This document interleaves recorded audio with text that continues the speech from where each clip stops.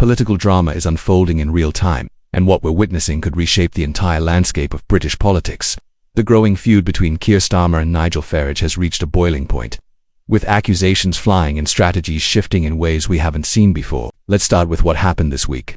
Nigel Farage found himself thousands of miles away from Westminster, attending a cryptocurrency conference in Las Vegas on Thursday. But distance didn't stop the political warfare from continuing.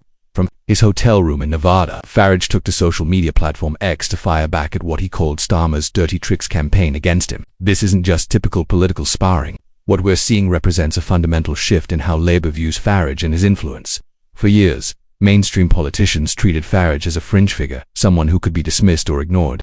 Those days are clearly over. Starmer has made a calculated decision to treat Farage as a serious political rival worthy of direct confrontation. This marks a significant departure from previous Labour strategies. Instead of hoping Farage would fade into irrelevance, is actively working to neutralize what he sees as a growing threat to Labour's electoral prospects.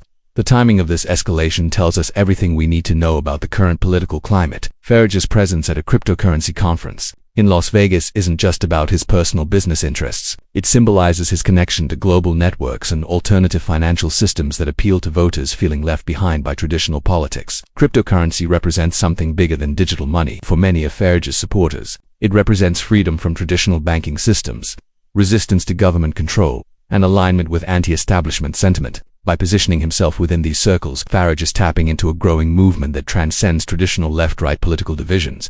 Starmer's response reveals Labour's genuine concern about Farage's expanding influence. The accusation of dirty tricks suggests that Labour is using opposition research, media coordination, and strategic messaging to undermine Farage's credibility.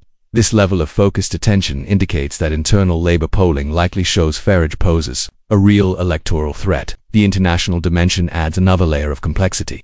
Farage attending conferences in Las Vegas connects him to American political networks and global populist movements. This international profile gives him credibility and resources that traditional British politicians often lack. If you're finding this political analysis helpful and want to stay updated on these developing stories, make sure to subscribe and hit the notification bell so you never miss our latest coverage. What makes this confrontation particularly interesting is the different approaches each politician is taking. Starmer represents institutional politics, working within established systems and traditional media channels. Farage operates outside these constraints, using social media, international conferences, and direct voter communication to build his influence. The Las Vegas cryptocurrency conference represents more than just a speaking engagement for Farage. It demonstrates his ability to monetize his political brand while building networks that exist outside traditional British political structures. This independence gives him advantages that conventional politicians struggle to match. For Starmer, the challenge is significant. How do you effectively attack someone who operates partially outside the political system you're trying to control? Traditional opposition research and media coordination work best against politicians who depend on established institutions for their power and influence.